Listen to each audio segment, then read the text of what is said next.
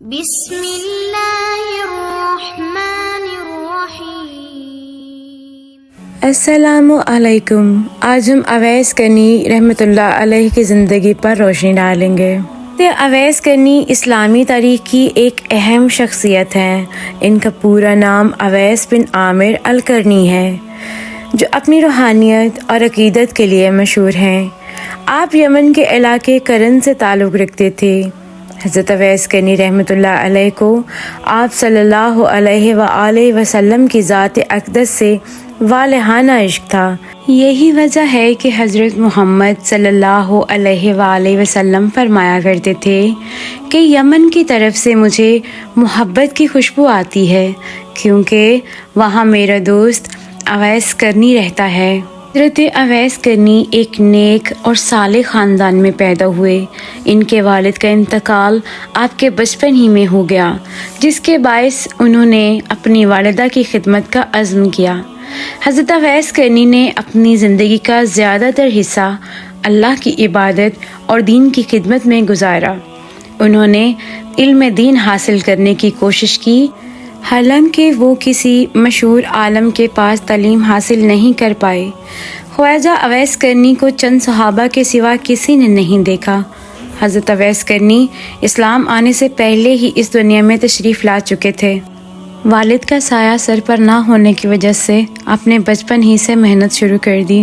آپ لوگوں کے اونٹ اجرت پر چرایا کرتے تھے اور اس اجرت سے اپنا اور اپنی ضعیف اور نابینا والدہ کا پیٹ پالتے تھے، اور جو رقم بچ جاتی تھی اسے لوگوں میں تقسیم کر دیا کرتے تھے۔ اور دیکھتے ہی دیکھتے یمن تک اسلام کے نام لیوا پیدا ہو گئے۔ جب آپ کو اسلام اور حضرت صلی اللہ علیہ وآلہ وسلم کی خبر ملی تو آپ نے فوراً اسلام قبول کر لیا۔ آپ کے اندر نور ہدایت کی شمع تو اللہ نے پہلے ہی روشن کر رکھی تھی۔ اعلان نبوت اور اشاعت اسلام نے اس شمع ہدایت کو جلا بخشی۔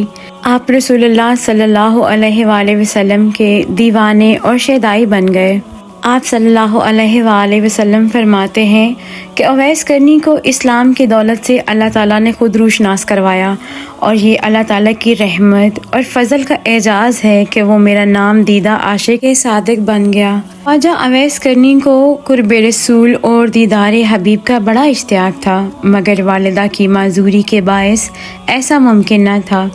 غزوہ احد میں کفار کے حملے میں آپ صلی اللہ علیہ وآلہ وسلم کے 2 دانت مبارک شہید ہو گئے۔ تمام مسلمانوں کو اس بات کا بہت صدمہ ہوا، مگر جس عاشق رسول نے اس صدمے کو حقیقی شکل میں محسوس کیا، اس کو دنیا خواجہ اویس کرنی کے نام سے جانتی ہے۔ آپ فرماتے ہیں کہ مجھے جب معلوم ہوا کہ میرے آقا سرکار دو عالم کے 2 دانت مبارک شہید ہو گئے ہیں، تو مجھے معلوم نہ تھا کہ آپ کے کون سے دانت مبارک شہید ہو گئے ہیں۔ میں بہت بے چین ہو گیا اور اپنا ایک دانت توڑ دیا۔ مجھے خیال آیا کہ شاید یہ والا دانت نہ ٹوٹا ہو۔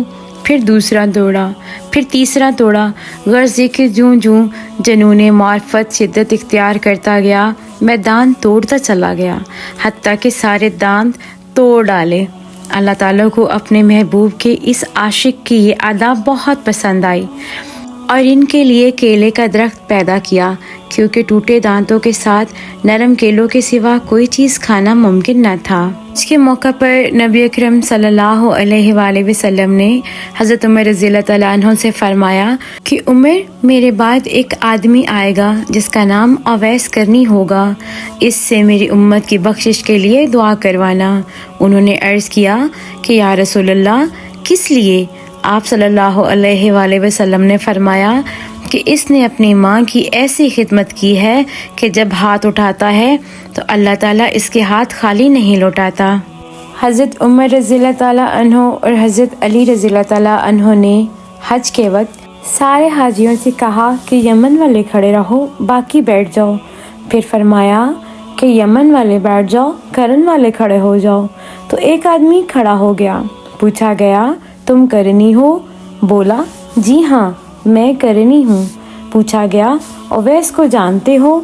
بولا، جی ہاں، وہ میرے بھائی کا بیٹا ہے، لیکن تھوڑا سا پاگل ہے۔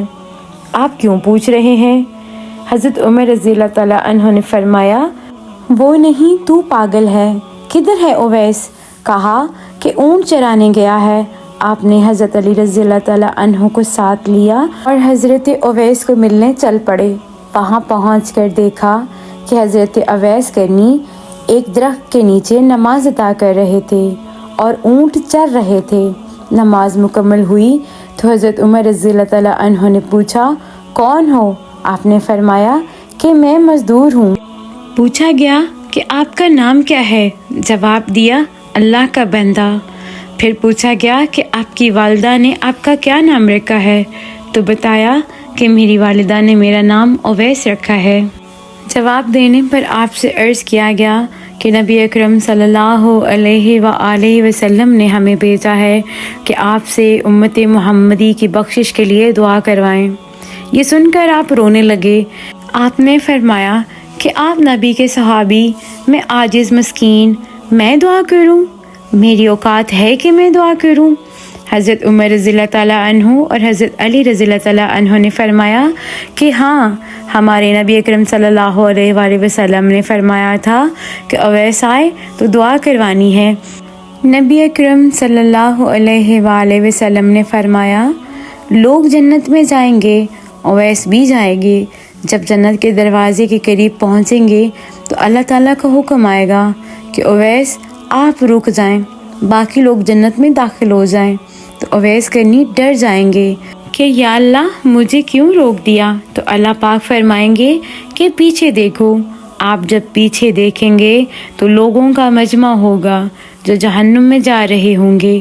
وہ ایمان والے لوگ ہوں گے، یعنی گنہگار مسلمان۔ تو اللہ پاک آپ سے فرمائیں گے کہ اویس اپنی انگلی کو جہاں تک پھیرتے جاؤ گے وہ سب کو آپ کی طفیل جنت میں ڈال دوں گا۔ یہ مرتبہ آپ کو ماں کی خدمت کرنے پر ملا، چونکہ حضرت اویس کرنی رضی اللہ تعالیٰ عنہ کو حضور اکرم صلی اللہ علیہ وآلہ وسلم کی زیارت کا موقع نہیں ملا، اور آپ نے نبی اکرم کے دیکھنے والوں یعنی صحابہ کرام کو دیکھا ہے، اس لیے آپ کا شمار تابعین کرام میں ہوتا ہے، اور تابعین کرام کی صف میں بلند پایا مقام رکھتے ہیں۔ آپ علوم ظاہری و باطنی میں ایک جامع شخصیت کے حامل تھے۔ آپ شہرت کو پسند نہیں فرماتے تھے۔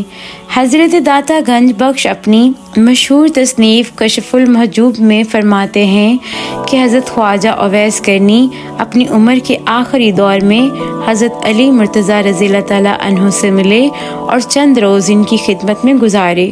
جب جنگ صفین شروع ہوئی تو آپ نے اس میں حصہ لیا اور حضرت علی رضی اللہ تعالیٰ عنہ کے زیر قیادت لڑتے ہوئے شہادت کے مرتبے پر پہنچے۔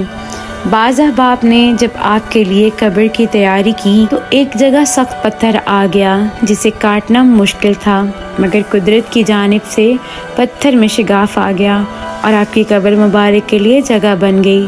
جب کفن کے لیے کپڑے کی تلاش ہوئی تو آپ کے صندوق کو کھولا گیا، اس میں کفن کا کپڑا موجود تھا جو آپ کو پہنا کر دفن کر دیا گیا۔